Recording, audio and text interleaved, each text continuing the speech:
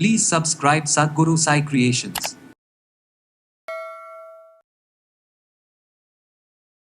தளர்ந்த மார்பகங்கள் இருக்கக்கூடிய பெண்களுக்கு இதை நம்ம யூஸ் பண்ணலாமா அப்படின்னா இதுக்குமே நிச்சயமாக இதை வந்து யூஸ் பண்ணலாம்.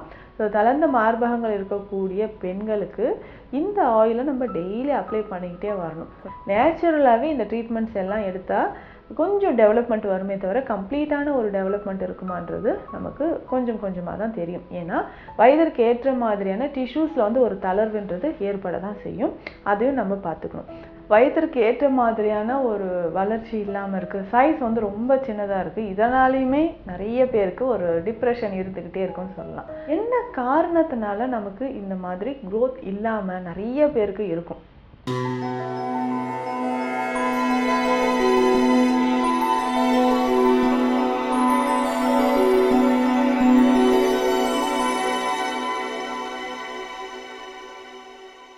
சத்குரு சாய் கிரியேஷன் வியூவர்ஸ் அனைவருக்கும் வணக்கம். நான் டாக்டர் நித்யா, சித்தா ஃபிசிஷியன். பெண்களுக்கு வயதிற்கு ஏற்ற மாதிரியான ஒரு வளர்ச்சி இல்லை. முக்கியமாக சொல்லும்போது பிரெஸ்ட் டெவலப்மெண்ட் ரொம்ப கம்மியாக இருக்குது அப்படின்னு சொல்லுவாங்க. மார்பக வளர்ச்சி வயதிற்கு ஏற்ற மாதிரியான ஒரு வளர்ச்சி இல்லாமல் இருக்குது, சைஸ் வந்து ரொம்ப சின்னதாக இருக்குது, இதனாலையுமே நிறைய பேருக்கு ஒரு டிப்ரெஷன் இருந்துக்கிட்டே இருக்குன்னு சொல்லலாம். ஸோ பாடி ஷேமிங்க்கும் நான் உள்ளாக இருக்கேன், இதனால் டிப்ரெஷன் ஆகுது, இது என்ன தான் பண்ணுறது? ஸோ ஏஜ் வந்து எனக்கு ஒரு டீனேஜும் தாண்டி இப்போது மேரேஜ் ஸ்டேஜ் வந்திருக்கு. இந்த டைமில் எனக்கு வந்து பிரெஸ்ட் டெவலப்மெண்ட் ரொம்ப கம்மியாக இருக்குது அப்படின்ற மாதிரி ஒரு மனநிலை நிறைய பேருக்கு இருக்கும்.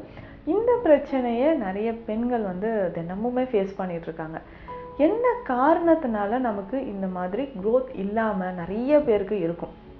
இது முக்கியமாக எந்தெந்த ஸ்டேஜில் அப்படின்னு பார்த்தோம்னா ஒரு பிரெஸ்ட் டெவலப்மெண்ட்டை ஒரு 5 ஸ்டேஜஸ் வரைக்கும் சொல்லலாம். அது முக்கியமாக அந்த டீனேஜ் ஸ்டார்ட் ஆகக்கூடிய அந்த வயதில் இருந்து நமக்கு வந்து பெண்களுக்கு நேச்சுரலாகவே இந்த டெவலப்மெண்ட் வந்து இருக்கும். ஸோ ஸ்டார்ட் ஆகிற ஒரு 13-14 இயர்ஸ்லேருந்து இந்த டெவலப்மெண்ட் வந்து தெரிய ஆரம்பிக்கும். ஸோ ஃபஸ்ட் ஸ்டேஜ், செகண்ட் ஸ்டேஜ்லாம் வந்து பார்த்தோம்னா மைல்டாக நமக்கு நிப்பிளோட டெவலப்மெண்ட் இருக்கும். அதுக்கப்புறம் 3rd and 4th ஸ்டேஜ்லாம் வந்து பார்த்தோம்னா அந்த ஏரியோவில் டெவலப் ஆகிட்டு டிஷ்யூஸ் வந்து கொஞ்சம் க்ரோத், சைஸ் வந்து கொஞ்சம் பெருசாகிறத நம்ம பார்க்க முடியும். ஸோ 5th ஸ்டேஜ் கிட்டத்தட்ட ஒரு 17 to 19 இயர்ஸ்க்குள்ளே என்ன ஆகுனா ஸோ ஒரு டெவலப்மெண்ட் வந்து கம்ப்ளீட்டாக நமக்கு வர ஆரம்பிக்கும். இப்போது 20 வயதை கடந்தும் 25 வயது கிட்ட நெருங்கியும் என்ன ஆகுதுன்னா நிறைய பேருக்கு பிரெஸ்ட் டெவலப்மெண்ட் இல்லாமல் இருக்கிறதுக்கு காரணம் என்ன, எதனால் இது ஏற்படுது அப்படின்னு பார்க்கலாம். இது வந்து நிறைய பேருக்கு ஒரு மன உளைச்சலை தரக்கூடிய ஒரு விஷயமாக தான் பெண்களுக்கு இருக்குது. ஸோ கரெக்டாக ஒரு ட்ரெஸ் வியர் பண்ண முடியல, ஸோ பெண்மைக்கான ஒரு தோற்றம் வந்து சரியாக தெரியாமல் இருக்குது, ஸோ பாடி ஷேப் வந்து கரெக்டாக இல்லாமல் இருக்குது. ஸோ இந்த மாதிரி நிறைய ப்ராப்ளம்ஸ் வந்து ஃபேஸ் பண்ணுறாங்க. இப்படி இருக்கும்போது ஜெனட்டிக் ஃபேக்டர் ஒரு ரீசன் அப்படின்னு சொல்ல, மெயின் ரீசனே அதுதான். ஸோ நம்ம பாடியில் ஜீன்ஸ் வந்து எப்படி இருக்குது, ஒவ்வொரு ஆர்கனும் எந்த அளவுக்கு க்ரோத் ஆகணுன்றது ஆல்ரெடி ஜீன்லேயே இருக்கும் இல்லையா? ஸோ அந்த மாதிரி ஜெனட்டிக் ஃபேக்டர் ஒரு ரோல் ப்ளே பண்ணுது. ஸோ நமக்கு முன்னாடி அம்மாக்கோ அவங்களுக்கு பாட்டிக்கெலாம் எப்படி இருக்கோ அதற்கு ஏற்ற மாதிரியான ஒரு சைஸ் வந்து பெண்களுக்கு வரும். இதற்கு அடுத்தது வந்து பார்த்தோம்னா ஹார்மோன் இம்பேலன்ஸ் அடுத்த ரோல் ப்ளே பண்ணுதுன்னு சொல்லலாம். ஹார்மோன் இம்பேலன்ஸ் அப்படின்னு சொல்லும்பொழுது பெண்களுக்கான ஈஸ்ட்ரோஜன், ப்ரொஜெஸ்ட்ரான் ஹார்மோனோட லெவல் இம்பேலன்ஸாக இருக்கும் பொழுது இந்த க்ரோத் வந்து நிறைய பேருக்கு குறைவாகத்தான் இருக்கிறத பார்க்குறோம். இப்போது என்னென்னா ஹார்மோன் இம்பேலன்ஸ் இருந்தால் நமக்கு தைராய்டு இஷ்யூஸ் இருக்கோ இல்லை இர்ரெகுலர் பீரியட்ஸ் இல்லைங்களா, இர்ரெகுலர் பீரியட்ஸ் இருந்தாலும் நம்ம அதற்கான சிகிச்சைகள் வந்து ரொம்ப லேட் பண்ணி அதுக்கப்புறம் தான் நம்ம ஸ்டார்ட் பண்ணுவோம். ஆனால் இது விசிபிளாக பார்க்குறதுக்கே ஒரு தோற்றத்தில் நமக்கு மாற்றம் இருக்குது, ஒரு குறைவான ஒரு சைஸில் இருக்குன்னும் போது இதற்கு இமிடியேட்டாக வந்து ட்ரீட்மெண்ட் என்ன எடுக்கலாம்ன்றதை நம்ம யோசிப்போம். அப்போ பேசிக்காக பார்க்கும்போது இந்த ஹார்மோன் இம்பேலன்ஸ் ஈஸ்ட்ரோஜனும் இல்லை ப்ரொஜெஸ்ட்ரான் ஹார்மோனும் வந்து இம்பேலன்ஸாக இருக்கும்பொழுது நம்ம அதற்கான சிகிச்சைகளை முதல்ல எடுக்கணும். அதற்கு அடுத்த ரீசன் என்னவாக இருக்கும் அப்படின்னு பார்த்தோம்னா நியூட்ரிஷன் டிஃபிஷியன்சி ஒரு முக்கியமான காரணம். இப்போது நம்ம உடலில் இப்போது பிரெஸ்ட் அப்படின்னு சொல்லும்போது full and full muscular organ, ஒரு டிஷ்யூஸ் மட்டுமே இருக்கக்கூடியது. ஸோ இங்கே வந்து ஒரு போன்ஸ்லாம் கிடையாது, ஒரு டிஷ்யூஸால் ஆன ஒரு ஆர்கன் அப்படின்னு சொல்லும்போது அப்போது அந்த டிஷ்யூஸ்க்கு அந்த மசில்ஸ்க்கு வந்து நியூட்ரிஷன் கரெக்டாக இருக்கணும். அப்போ மசிலுக்கு பேசிக்காக நம்மளே யோசித்து பார்த்தா தெரிஞ்சிடும். மசிலுக்கு எதெல்லாம் நமக்கு வந்து ரொம்ப ஈஸியாக வந்து மசில் க்ரோத்தை வந்து டெவலப் பண்ணும், மசிலுக்கு வந்து ஒரு பல்கினஸை கொடுக்கக்கூடிய ஃபுட்ஸ் எது, இதெல்லாம் சாப்பிட்டா நம்ம தசைகள் வலிமையாக இருக்கும் அப்படின்னு யோசித்து பார்த்துட்டு அந்த ஃபுட்டு எடுத்தாவே போதுமான ஒரு சைஸ் வந்து டெவலப் ஆக ஆரம்பிச்சிடும். அப்போ பேசிக்காக மசில்ஸோட க்ரோத்துக்கு நம்ம என்ன பண்ண போகிறோம் அப்படின்னா ப்ரோட்டீன் டயட் நிறைய எடுக்கணும். அதுக்கு தான் முன்னோர்கள் வந்து சொல்லியிருக்கக்கூடிய ஒரு விஷயம் ப்ரோட்டீன் அப்படின்னு சொல்லும் போது கருப்பு உளுந்து வந்து பெண்களுக்கு ரொம்ப ரொம்ப சிறந்தது அப்படின்னு சொல்லுவாங்க. உளுந்து களி செய்து சாப்பிடுவாங்க, உளுந்து கஞ்சி, பருத்தி பால், இது எல்லாமே கொடுப்பாங்க கருப்பட்டி சேர்த்து. இந்த கருப்பட்டி சேர்த்து இதை நம்ம எடுக்கும் பொழுது அதிகமான நேச்சுரலான ப்ரோட்டீன் மற்றும் இந்த டிஃபிஷியன்சி அப்படின்னு சொல்கிறோம் இல்லைங்களா, ஸோ அயன் டிஃபிஷியன்சி இருக்கா, இல்லை கால்சியம், மெக்னீசியம், ஜிங்க் இந்த மாதிரியான நியூட்ரிஷன்ஸ் வந்து நம்ம பாடியில் குறையும் போது அதை பேலன்ஸ் பண்ணுறதுக்கு தான் இந்த கருப்பு உளுந்து எல்லாமே நம்ம உணவில் சேர்த்து கொடுத்தாங்க. அதை நம்ம மறந்துட்டோம். அப்போது பேசிக்காக பார்த்தோம்னா இந்த உணவில் நம்ம கருப்பு உளுந்து எடுக்கிறது, உளுந்து களி சாப்பிட்றது, உளுந்தில் செய்யக்கூடிய மற்ற உணவு முறைகளை நம்ம ஃபாலோ பண்ணிட்டு வந்தாவே நேச்சுரலாகவே நமக்கு அந்த ப்ரோட்டீன் செக்ரீட் ஆக ஆரம்பிச்சிடும். ப்ரோட்டீன் சேர்ந்து என்ன செய்யுதுன்னா அந்த மசில்ஸ்க்கு வந்து ஒரு பல்கினஸை கொடுக்க ஆரம்பிக்கும், தசைகள் வந்து வலிமையாக இருக்குன்னு சொல்லலாம். அதற்கு அடுத்து முக்கியமாக நம்ம உணவில் பார்த்தோம்னா நிறைய கொழுப்பு சத்து இருக்கக்கூடிய உணவுகளை தான் சிலர் வந்து சாப்பிடுவோம். அந்த மாதிரி எடுக்காமல் அதில் வந்து குட் கொலஸ்ட்ரால் அப்படின்னு சொல்லக்கூடிய உணவுகளை நம்ம வந்து எடுக்கணும். ஸோ அதற்கு அடுத்தது வந்து பார்த்தோம்னா நேச்சுரலான சோர்ஸ் என்ன இருக்குது.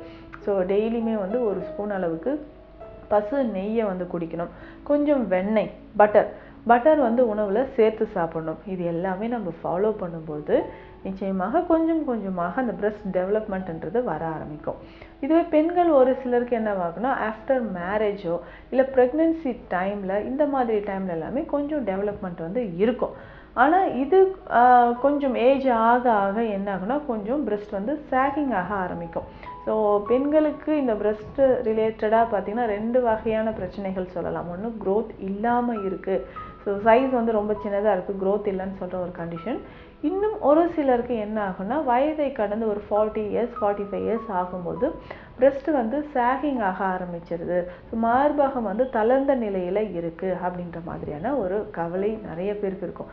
இதனால் பண்ணக்கூடிய தவறு என்னென்னா இன்னர்வியர்ஸ் வந்து ரொம்ப டைட்டாக யூஸ் பண்ணி ட்ரெஸ் போட ஆரம்பிப்பாங்க. இதனாலையும் பிளட் சர்க்குலேஷன் கொஞ்சம் தடைப்படுறதுனாலையும் சில லம்ஸ் ஏற்படுறதோ இல்லை கேன்சர் மாதிரியான பின்னாட்களில் கேன்சர் மாதிரியான நோய்கள் ஏற்படவும் வாய்ப்பு இருக்குது. ஸோ அதனால் வந்து பார்த்தோம்னா ரொம்ப சாகிங் இருக்கா, அதற்கான சிகிச்சைகளும் இயற்கையான முறையில் நம்ம எடுத்துக்கலாம். ஃபர்ஸ்ட் இந்த பிரெஸ்ட் டெவலப்மெண்ட்டுக்கான உணவு முறைகள் என்ன அப்படின்னு நான் சொன்னேன். அதற்கு அடுத்தது இதுக்கு எக்ஸ்டர்னலாக நம்ம பயன்படுத்தக்கூடிய சில தைல வகைகள் இருக்குது, அதையும் நம்ம எடுத்துக்கலாம். இதுக்கு தான் வந்து பார்த்தோம்னா ஸ்தான தைலம் அப்படின்ற ஒரு மெடிசன் இருக்குது. இந்த ப்ரிப்பரேஷன் ரொம்ப எளிமையானது தான், அது வீட்டிலேயே வந்து நம்ம செஞ்சுக்கலாம். இதில் முக்கியமாக பயன்படுத்தக்கூடியது மாதுளை ஓடு, நாட்டு மாதுளையோட தோல் பகுதியை நம்ம எடுக்கணும். இதனோட வேறு என்ன சேர்க்க போகிறோம் அப்படின்னு பார்த்தோம்னா கருப்பு எள்ளு நமக்கு தேவைப்படும். கருப்பு எள்ளும் நம்ம என்ன பண்ண போகிறோம்னா பசும்பால் விட்டு நைட்டே தேவையான அளவுக்கு ஊற வச்சிடணும். நல்லா அது இரவு முழுவதும் அது ஊறணும். அதுக்கப்புறம் கொஞ்சமாக கருப்பு உளுந்து, தோலோடு இருக்கக்கூடிய கருப்பு உளுந்து நம்ம எடுத்துக்கணும். இதனோட பூனைக்காளி விதைகள் இல்லைனாலும் பூனைக்காளி பவுடர் கடைகளில் இருக்கும், அதை வாங்கிக்கலாம். இது எல்லாமே சேர்த்து நம்ம நைட்டே தண்ணீரில் ஊற வச்சிடணும். எள்ளு மட்டும் பாலில் ஊற வச்சுக்கோங்க. மற்ற மூலிகைகள் எல்லாமே தண்ணீரில் ஊறினதுக்கப்புறம் காலையில் இதனோட 1 லிட்டர் நல்லெண்ணெய் சேர்த்து எல்லா மூலிகையும் போட்டு நல்லா காய்ச்சணும். இதை வந்து காய்ச்சி அதில் இருக்கக்கூடிய ஈரப்பதம் எல்லாமே வற்றி நம்ம வந்ததுக்கப்புறம் தைலமாக வடித்து எடுத்து இதை நம்ம பயன்படுத்துகிறோம். இந்த தைலத்தை வந்து பயன்படுத்தும் போது எக்ஸலண்ட்டான ஒரு ரிசல்ட் நிறைய பேருக்கு இதை ஃபாலோ பண்ணி கிட்டத்தட்ட ஒரு 30லேருந்து 60 நாட்கள் ரெகுலராக ஃபாலோ பண்ணும்போது நல்ல ஒரு டெவலப்மெண்ட் கிடைச்சிருக்குன்ட்டு நிறைய பேர் சொல்லியிருக்காங்க. இந்த தைலம் வீட்டிலே கூட நீங்கள் ரெடி பண்ணி யூஸ் பண்ணிக்கலாம். இது தொடர்ந்து வந்து பிரெஸ்ட்டில் அப்ளை பண்ணிக்கிட்டு மசாஜ் மாதிரி பண்ணும்போது டெவலப்மெண்ட் அப்படின்றது நிச்சயமாக ஏற்பட வாய்ப்புகள் இருக்குது. இதுக்கு அடுத்ததாக பார்த்தோம்னா சாகிங் பிரெஸ்ட், தளர்ந்த மார்பகங்கள் இருக்கக்கூடிய பெண்களுக்கு இதை நம்ம யூஸ் பண்ணலாமா அப்படின்னா இதுக்குமே நிச்சயமாக இதை வந்து யூஸ் பண்ணலாம். ஸோ தளர்ந்த மார்பகங்கள் இருக்கக்கூடிய பெண்களுக்கு இந்த ஆயிலை நம்ம டெய்லி அப்ளை பண்ணிக்கிட்டே வரணும். ஸோ டெய்லி அப்ளை பண்ணிட்டு வந்து மைல்டாக கொஞ்சம் வந்து இந்த அரிசி வடித்த தண்ணி இருக்குது இல்லைங்களா, அந்த கஞ்சி தண்ணீரோ இல்லை அரிசி கழுவிய தண்ணீரோ நம்ம லேசாக ஹீட் பண்ணிவிட்டு பொறுக்கக்கூடிய சூட்டில் பிரஸ்ட்டுக்கு மேலே நம்ம ஒற்றடம் கொடுத்துக்கிட்டே வரணும். ஆனால் இயற்கை அப்படின்றது ஒன்று இருக்குது. ஒரு 50-60 வயதை கடந்த பெண்களுக்கு நேச்சுரலாகவே இந்த ட்ரீட்மெண்ட்ஸ் எல்லாம் எடுத்தால் கொஞ்சம் டெவலப்மெண்ட் வருமே தவிர கம்ப்ளீட்டான ஒரு டெவலப்மெண்ட் இருக்குமான்றது நமக்கு கொஞ்சம் கொஞ்சமாக தான் தெரியும். ஏன்னா வயதிற்கு ஏற்ற மாதிரியான டிஷ்யூஸில் வந்து ஒரு தளர்வுன்றது ஏற்பட தான் செய்யும்.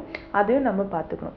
ஸோ ஏஜுக்கு ஏற்ற மாதிரி ஒவ்வொருத்தருக்குமே அந்த டெவலப்மெண்ட் ஏற்ற மாதிரியான ஹார்மோன் சிகிச்சைகளும் நம்ம எடுக்கணும். இப்போ ஹார்மோன் இம்பேலன்ஸ் இருக்கும் பட்சத்தில் அதற்கு ஏற்ற மாதிரியான சிகிச்சைகள் எடுக்கணும். பேசிக்காகவே இந்த ஹார்மோன் பிரச்சனைனால இந்த தைராய்டு ஹார்மோன் பிரச்சனையோ பிசிஓடி பிரச்சனையோ இருக்கலாம்.